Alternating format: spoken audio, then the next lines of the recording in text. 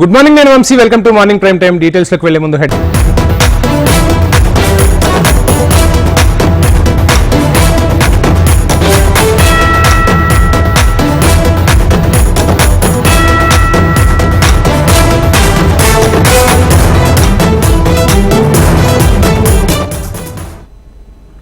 Breaking చూస్తున్నాం. Lok Sabha speaker ఎవరనే దానిపై ఉత్కంఠ కొనసాగుతూనే ఉంది. ఎప్పట్లాగే స్పీకర్ పదవిని ఏకగ్రీవం చేసేందుకు ఎన్డీఏ సర్కార్ ప్రయత్నించినా విపక్షాలతో ఏకాభిప్రాయం కుదరలేదు.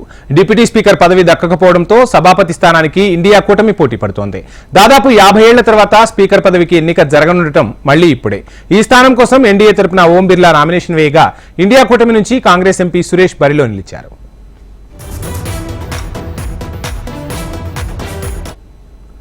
ఇక స్పీకర్ పదవిని అధికార పక్షం, డిప్యూటీ స్పీకర్ పదవిని విపక్షం చేపట్టడం ఆనవాయితీగా వస్తుండగా గత హయాంలో డిప్యూటీ స్పీకర్ లేకుండానే సభలు నడిచాయి. ఇటీవల జరిగిన సార్వత్రిక ఎన్నికలతో దిగువ సభలో తమ బలాన్ని పెంచుకున్న ప్రతిపక్షాలు ఈసారి డిప్యూటీ స్పీకర్ పదవికి పట్టుబట్టాయి. స్పీకర్ పదవి అధికార పక్షం తీసుకుంటే డిప్యూటీ స్పీకర్ స్థానాన్ని తమకు ఇవ్వాలని డిమాండ్ చేశాయి. లేదంటే సభాపతి పదవికి తాము అభ్యర్థిని నిలబెడతామని తేల్చి చెప్పాయి.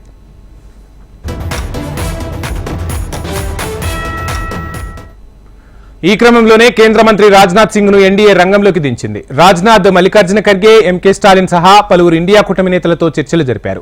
స్పీకర్ పదవి ఏకగ్రీవమయ్యే సాంప్రదాయాన్ని కొనసాగిద్దామని, అందుకు సహకరించాలని కోరారు. ఇందుకు ప్రతిపక్షాలు అంగీకరించినప్పటికీ ఉపసభాపతి పదవి కావాలని డిమాండ్ మళ్లీ ముందుంచాయి. దీనికి ఎన్డీఏ సర్కార్ సమ్మతించలేదు. దీంతో ప్రతిపక్షాలు పోటీకి దిగాయి. నామినేషన్ గడువు ముగియడానికి కేవలం కొన్ని నిమిషాల ముందు ఎన్డీఏ, ఇండియా కూటమి అభ్యర్థులు తమ నామినేషన్ పత్రాలను సమర్పించారు. ఫలితంగా స్పీకర్ పదవికి ఎన్నిక అనివార్యమైంది.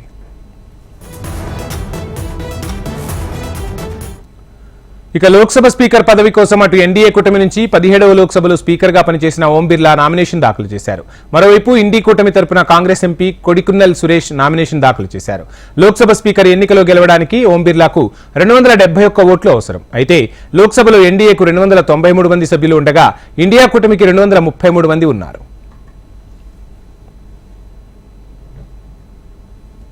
ఇక స్పీకర్ ఎన్నికకు సంబంధించి ఓవరాల్ డీటెయిల్స్ మా ఢిల్లీ ప్రతినిధి శిరీష్ లైవ్ లో అందిస్తారు. శిరీష్, ఎన్ని గంటలకు ఎన్నిక ప్రారంభం కానుంది? ఓవరాల్ డీటెయిల్స్ ఏంటి? వంశీ, దాదాపుగా ఇంకా 7 సభ్యులు ప్రమాణ స్వీకారం చేయాల్సి ఉంది. తృణమూల్ కాంగ్రెస్ కు సంబంధించిన 2 సభ్యులు, సమాజ్వాదీ పార్టీకి సంబంధించిన 1, అదేవిధంగా ఇతర పార్టీలకు సంబంధించిన ఇండిపెండెంట్లు మొత్తం 4 కలిపి మొత్తం 7 సభ్యులు ఇంకా ప్రమాణ స్వీకారం చేయాల్సి ఉంది. ఈ 7 కూడా విపక్ష ఇండియా కూటమికి సంబంధించిన వాళ్లే కాబట్టి వీళ్ళ ప్రమాణ స్వీకార కార్యక్రమం అనేది కూడా కంప్లీట్ అయిన తర్వాత స్పీకర్ ఎన్నిక అనేది కూడా ప్రారంభమవుతుంది. లేదంటే ఈ 7 ఎన్నికలో ఓటు వేయడానికి అవకాశాన్ని కూడా కోల్పోతారు. అయితే శత్రుఘ్న సిన్హా, యాక్టర్ పొలిటీషియన్ శత్రుఘ్న సిన్హా కూడా ఇంకా ప్రమాణ స్వీకారం చేయలేదు. అదేవిధంగా కాంగ్రెస్ పార్టీకి సంబంధించిన సీనియర్ నేత శశి థరూర్ కూడా ప్రమాణ స్వీకారం చేయలేదు. వీళ్ళందరూ కూడా వీళ్ళ ప్రమాణ స్వీకారాలన్నింటి కూడా ఇంకా కంప్లీట్ కావాల్సి ఉంది. అయితే 11 గంటలకు లోక్సభ కార్యక్రమాలంటే కూడా ప్రారంభం కాగానే ప్రధాని నరేంద్ర మోడీ లోక్సభ స్పీకర్ ఎన్నికకు సంబంధించిన తీర్మానాన్ని ప్రవేశపెడతారు. ఆ తర్వాత రాజ్నాథ్ సింగ్ దీన్ని సమర్థిస్తారు.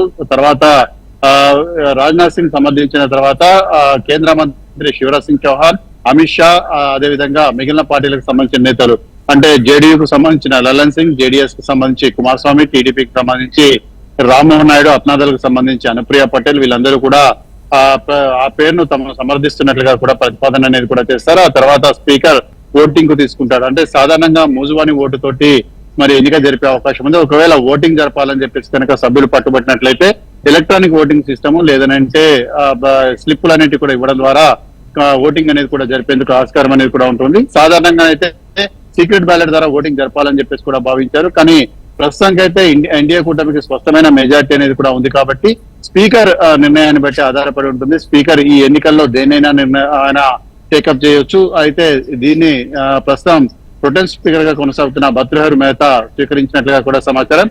సో ఈ నేపథ్యంలో ఈ మూజువాని ఓటు లేదంటే సభలో ఓటింగ్ ద్వారానే స్పీకర్ ఎన్నికను కూడా జరిపే అవకాశం కూడా కనపడుతుంది. అయితే ఎన్డీఏ కూటమికి 293 మంది సభ్యులు, అదేవిధంగా వైఎస్ఆర్ కాంగ్రెస్ పార్టీకి సంబంధించిన 4, 297, దాదాపు 302 నుంచి 303 మంది సభ్యుల యొక్క బలం అనేది కూడా తమకుందని చెప్పేసి కూడా ఎన్డీఏ క్లెయిమ్ చేసుకుంటుంది. అదేవిధంగా ఇండియా కూటమికి సంబంధించి దాదాపు 235 మంది సభ్యులు మాత్రమే ఉన్నారు. అందులో ఇంకా 7 ప్రమాణ స్వీకారం అనేది కూడా చేయాల్సి ఉంది.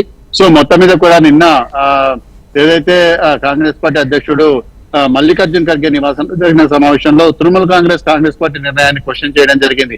అంటే ఇండియా బ్లాక్ కూటమిలో ఉన్న ఇతర పార్టీలతో కూడా సంప్రదించకుండానే ఏకపక్షంగా అభ్యర్థిని ప్రకటించడం, నామినేషన్ వేయడం, ఆ తర్వాత మద్దతు కోరడం ఇవన్నీ కూడా సరికాదు. ఒకవేళ అర్జెంట్ గా తీసుకోవాల్సి అనుకుంటే ముందు నుంచి ఎందుకు దీనిపైన చర్చ జరపలేదు అని చెప్పేసి కూడా క్వశ్చన్ చేసిన పరిస్థితి అనేది కూడా ఉంది. సో ఈ నేపథ్యంలో ఇండియా కూటమికి మద్దతుగా తృణమూల్ కాంగ్రెస్ ఓటింగ్ చేస్తుందా, మరి ఓటింగ్ కు దూరంగా ఉంటుందా అనేది కూడా చూడాలి. ఏదైనప్పటికీ 12 గంటల లోపల లోక్సభ స్పీకర్ ఎవరనేది కూడా తేలిపోతుంది. ప్రస్తుతం ఉన్న సమాచారం ప్రకారం ఎన్డీఏకు పూర్తి స్థాయి మెజార్టీ ఉంది కాబట్టి మరోసారి లోక్సభ స్పీకర్ గా 18వ లోక్సభ స్పీకర్ గా ఓం బిర్లా ఎన్నిక కావడం అనేది లాంఛనప్రాయంగానే కనపడుతుంది. Thank you Sirish.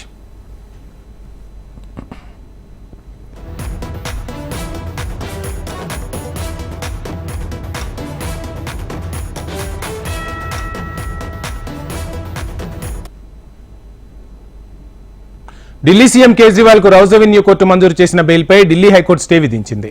మద్యం కుంభకోణం కేసులో అరెస్ట్ అయిన కేజ్రీవాల్ తీహార్ జైల్లో ఉన్నారు. ట్రయల్ కోర్టు ఈ నెల 20న కేజ్రీవాల్ కు సాధారణ బెయిల్ మంజూరు చేసింది. దీన్ని సవాల్ చేస్తూ ఈడీ ఢిల్లీ హైకోర్టును ఆశ్రయించింది.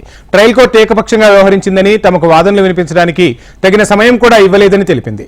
కేజ్రీవాల్ కు మంజూరు చేసిన బెయిల్పై స్టే ఇవ్వాలని కోరింది. ఈ పిటిషన్పై జస్టిస్ సుధీర్ కుమార్ జైన్ నేతృత్వంలోని వెకేషన్ బెంచ్ విచారణ జరిపింది.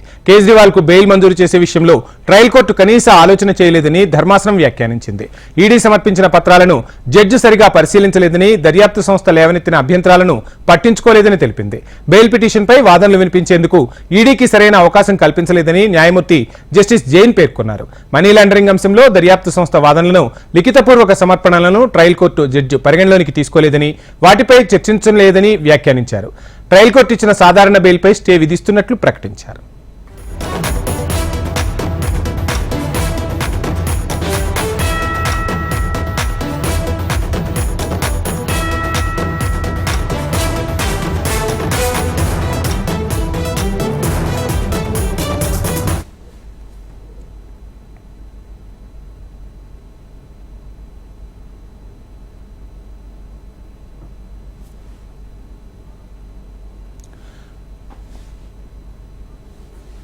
ఢిల్లీ హైకోర్టు తీర్పుపై సుప్రీంకోర్టును ఆశ్రయిస్తామని ఆప్ వర్గాలు వెల్లడించాయి. కాగా తన బెయిల్ విషయమై కేజ్రీవాల్ ఇప్పటికీ దాఖలు చేసిన పిటిషన్పై సుప్రీంకోర్టులో ఇవాళ విచారణ జరగనుంది. మరోవైపు తీహార్ జైల్లో ఉన్న కేజ్రీవాల్ ను సీబీఐ అరెస్టు చేసింది. ఇవాళ ఆయన్ను ట్రయల్ కోర్టులో ప్రవేశపెట్టనున్నారు. ఈడీ కేసులో బెయిల్ పిటిషన్పై సుప్రీంకోర్టులో విచారణ జరగడానికి ఒకరోజు ముందు కేజ్రీవాల్ ను సీబీఐ అరెస్టు చేసింది. ఇదిలా ఉండగా బెయిల్ పిటిషన్లపై విచారణలో అనవసరంగా వాయిదాలు వేయొద్దని సుప్రీంకోర్టు సూచించింది.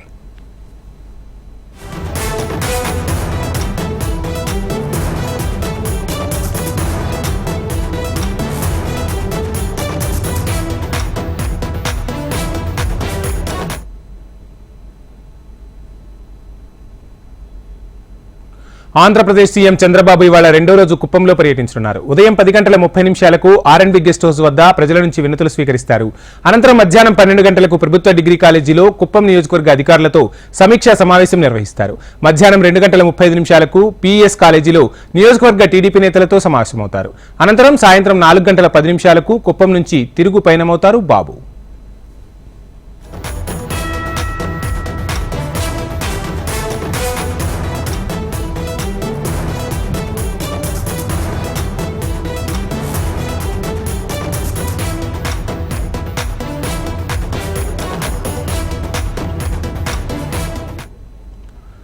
ఆంధ్రప్రదేశ్ సీఎం చంద్రబాబు ఇవాళ రెండో రోజు కుప్పంలో పర్యటించనున్నారు. ఉదయం 10:30 ఆర్ఎండ్బి గెస్ట్ హౌస్ వద్ద ప్రజల నుంచి వినతులు స్వీకరిస్తారు.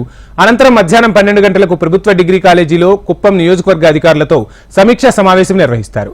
మధ్యాహ్నం 2:35 పీఎస్ కాలేజీలో నియోజకవర్గ టీడీపీ నేతలతో సమావేశమవుతారు. అనంతరం సాయంత్రం 4:10 కుప్పం నుంచి తిరుగు పయనమవుతారు బాబు.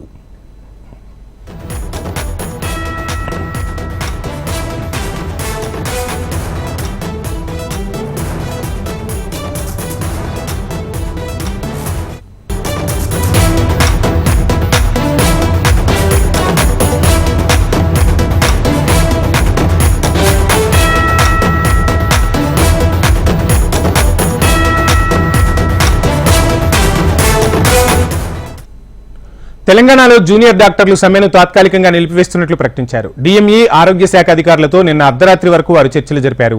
ఈ క్రమంలో గాంధీ, ఉస్మానియా ఆసుపత్రుల్లో జూడాల వసతి భవనాల ఏర్పాటుకు ప్రభుత్వం హామీ ఇచ్చింది. కాకతీయ వర్సిటీలో రోడ్ల మరమ్మతులకు నిధులు మంజూరు చేస్తామని తెలిపింది.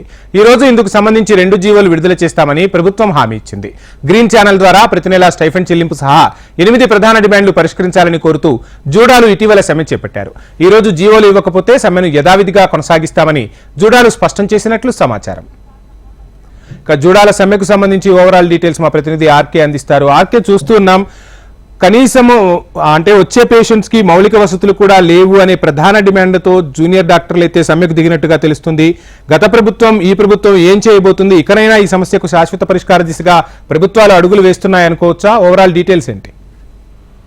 ఏదైతే జూనియర్ డాక్టర్లు చేస్తున్న సమ్మె తాత్కాలికంగా విరమించినట్టయితే వాళ్ళు ప్రకటించడం జరిగింది. తమ ప్రధాన డిమాండ్ అంటే తమకు కావాల్సిన వసతులు ఏర్పాటు చేయడంతో పాటు వచ్చే రోగులు కూడా చాలా ఇబ్బందులు పడుతున్నారు. ముఖ్యంగా ఇటు ఉస్మానియా ఆసుపత్రి గత ప్రభుత్వం కూడా కొత్త భవనం కట్టిస్తామని చెప్పినప్పుడు కూడా కట్టించలేదు. అదే సమయంలో ఈ ప్రభుత్వం మాత్రం ఖచ్చితంగా దానిపైన చొరవ చూపించాలి, కట్టాలి, దానికి సంబంధించిన హామీ కూడా ఇవ్వాలంటూ కూడా జూనియర్ డాక్టర్లు కోరడం జరిగింది. వీటికి సంబంధించి కూడా ప్రభుత్వం ఇప్పటికే సానుకూలంగా స్పందించడం జరిగింది. వీటికి సంబంధించిన వాటితో పాటు ఏవైతే కొత్త భవనాలు ఏర్పాటు చేయడం, అలాగే బస్సుకు సంబంధించిన ఫెసిలిటీ ఏర్పాటు చేయడం, ఈ అంశం పైన కూడా ప్రధానంగా ఇటీవల దామోదర్ రాజనరసింహ వద్ద ప్రస్తావించడం జరిగిన చర్చల సమయంలో అయితే నిన్న దీనికి సంబంధించి కూడా అర్ధరాత్రి సమయం వరకు కూడా చర్చలు అయితే కొనసాగాయి. ముఖ్యంగా డిఎంఈ ఏదైతే హాజరవడం జరిగిందో అతను కొన్ని విషయాల్లో హామీ ఇవ్వడం జరిగింది. మరోవైపు ప్రభుత్వం కూడా దానికి సంబంధించిన స్పష్టమైన హామీ ఇవ్వడం జరిగింది. ముఖ్యంగా ఇటు ఉస్మానియా, గాంధీతో పాటు కాకతీయ యూనివర్సిటీకి సంబంధించి బిల్డింగ్స్ ఏవైతే జూనియర్ డాక్టర్లకు సంబంధించిన బిల్డింగ్స్ ఉన్నాయో ఆ బిల్డింగ్స్ విషయంలో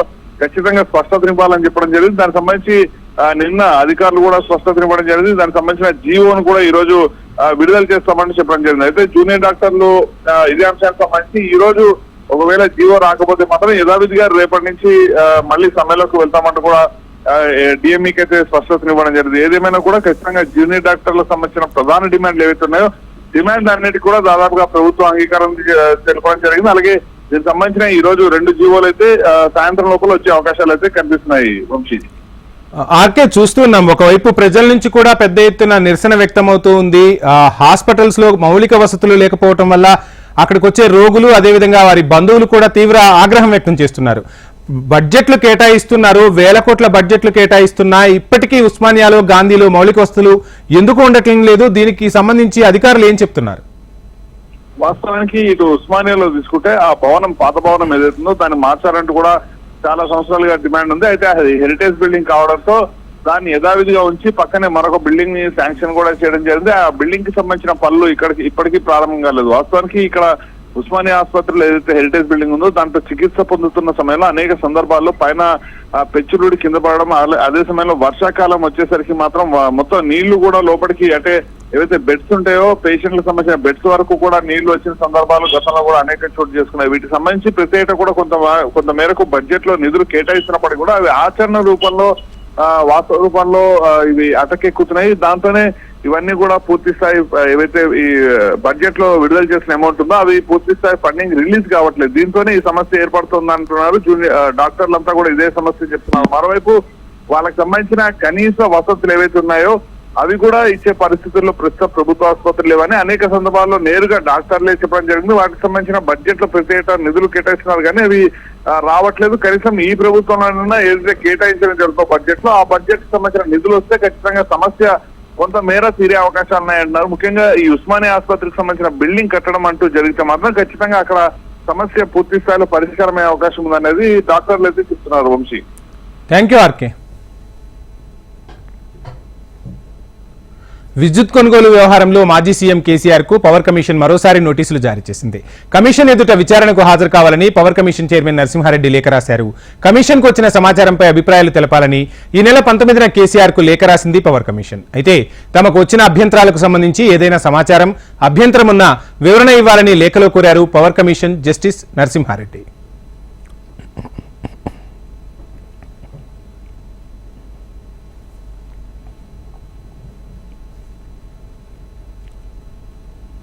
భద్రాద్రి కొత్తగూడెం జిల్లాలో మావోయిస్టుల సానుభూతి పరులను ఛత్తీస్గఢ్ పోలీసులు విచారిస్తున్నారు. తెలంగాణ ఛత్తీస్గఢ్ సరిహద్దుల్లో భద్రాచలం చెర్ల ఏజెన్సీపై స్థానిక పోలీసులు భద్రతా బలగాలు నిఘా పెట్టాయి. తెలంగాణ ఛత్తీస్గఢ్ సరిహద్దుల్లో ఇంటెలిజెన్స్ బృందాలు రంగంలోకి దిగాయి. 5 రోజుల కిందట మావోయిస్టు ఇన్ఫార్మర్ల నెపంతో కొంతమంది యువకులను ఛత్తీస్గఢ్ పోలీసులు తీసుకెళ్లారు. వారి రాక కోసం కుటుంబ సభ్యులు ఎదురుచూస్తున్నారు. దండకారణ్యంలో తలదాచుకున్న మావోయిస్టుల కోసం కేంద్ర బలగాలు తెలంగాణ ఛత్తీస్గఢ్ సరిహద్దు అడవుల్లో అణువణువు క్షుణ్ణంగా తనిఖీలు నిర్వహిస్తున్నారు. బైనాక్యులర్లతో మావోయిస్టుల కోసం నిఘా ఉంచారు. మావోయిస్టుల ఏరివేతే లక్ష్యంగా వారి కదలికలపై భద్రతా బలగాలు దృష్టి సారించాయి. తెలంగాణ సరిహద్దు ప్రాంతమైన చెర్ల మండల కేంద్రంలో ఉన్న కొంతమంది మావోయిస్టు సానుభూతి పరుల కోసం అటవీ ప్రాంతంలోనూ కేంద్ర బలగాలు విస్తృతంగా కూంబింగ్ నిర్వహిస్తున్నాయి. ఇక మావోయిస్టులకు సహకరిస్తూ రాకెట్ లాంచర్స్, సామాగ్రి, పేలుడు పదార్థాలు, బూబీ ట్రాప్స్, మందులతో పాటు నిత్యావసర సరుకులు పంపుతూ మావోయిస్టులకు పూర్తి స్థాయిలో సహకరిస్తున్నారనే సమాచారంతో చెర్లకు చెందిన మెడికల్ షాప్ నిర్వాహకుడు రాజా, వెల్డింగ్ షాపు నిర్వాహకుడు సుధీర్తో పాటు మరో 4 వినయ్, భవానీ, సర్వేష్, సాయిని ఛత్తీస్గఢ్ పోలీసులు అదుపులోకి తీసుకుని బీజాపూర్ పోలీస్ స్టేషన్ కు తరలించారు. 5 రోజులుగా తమ వారిని పోలీసులు విచారిస్తున్న నేపథ్యంలో కుటుంబ సభ్యులు ఆందోళన చెందుతున్నారు. ఇక భద్రాచలం ఏజెన్సీ చెర్ల, వాజేడు ప్రాంతాల్లో మరో 40 మందికి పైగా మావోయిస్టుల సానుభూతి పరులను ఛత్తీస్గఢ్ ఇంటెలిజెన్స్ నిఘా బృందాలు గుర్తించాయి. అయితే వారిని కూడా అదుపులోకి తీసుకునేందుకు వ్యూహంతో ముందుకు వెళ్తున్నట్లు చర్చ జరుగుతోంది. మరోవైపు కొన్నేళ్లుగా ప్రశాంతంగా ఉన్న భద్రాచలం ఏజెన్సీలో మరోసారి మావోయిస్టుల ఆనవాళ్లతో అలజడి పెరిగింది. చెర్ల, వాజేడు ప్రాంతాల్లో నుంచి ఛత్తీస్గఢ్ పోలీసులు తీసుకెళ్లిన వారంతా నిజంగా మావోయిస్టుల సానుభూతి పరులేనా అన్న దానిపై స్థానిక పోలీసులు ఎలాంటి సమాచారం ఇవ్వకపోవడం, విచారణ పేరిట 5 రోజులుగా తమ వారు పోలీసుల అదుపులో ఉండడంతో వారి కుటుంబ సభ్యులు ఆందోళన వ్యక్తం చేస్తున్నారు.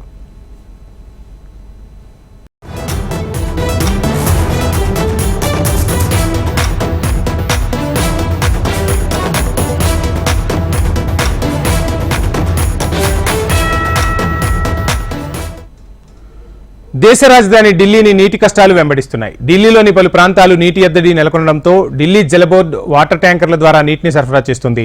ఢిల్లీలోని అసోలా గ్రామంలో నీరు అందక ప్రజలు అల్లాడుతున్నారు. డ్రమ్ములు, వాటర్ క్యాన్లు చేతబట్టుకుని ప్రభుత్వానికి వ్యతిరేకంగా నినాదాలు చేశారు. తమకు నీటిని అందించాలని ప్రభుత్వాన్ని వేడుకుంటున్నారు. ట్యాంకర్లను పంపిస్తున్నామని ప్రభుత్వం చెబుతున్నా తమ ప్రాంతానికి అసలు ట్యాంకర్లే రావడం లేదని ఆవేదన వ్యక్తం చేశారు. ఢిల్లీలో నీటి సంక్షోభంపై నిరాహార దీక్ష చేస్తున్న ఆ రాష్ట్ర మంత్రి అతిషి ఆరోగ్యం క్షీణించడంతో నిన్న తెల్లవారుజామున ఆమెను ఆసుపత్రిలో చేర్చారు.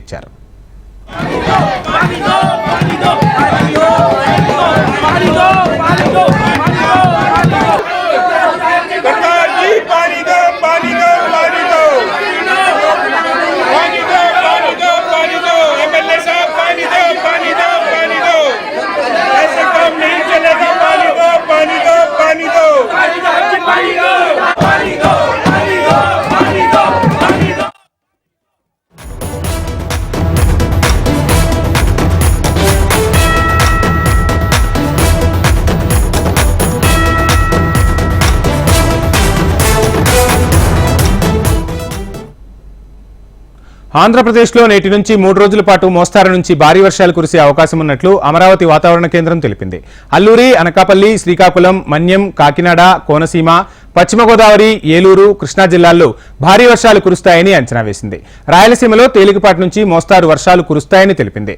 ఇటు తెలంగాణలో రేపు, ఎల్లుండి పలు జిల్లాల్లో భారీ వర్షాలు కురిసే అవకాశం ఉందని వాతావరణ శాఖ అధికారులు తెలిపారు.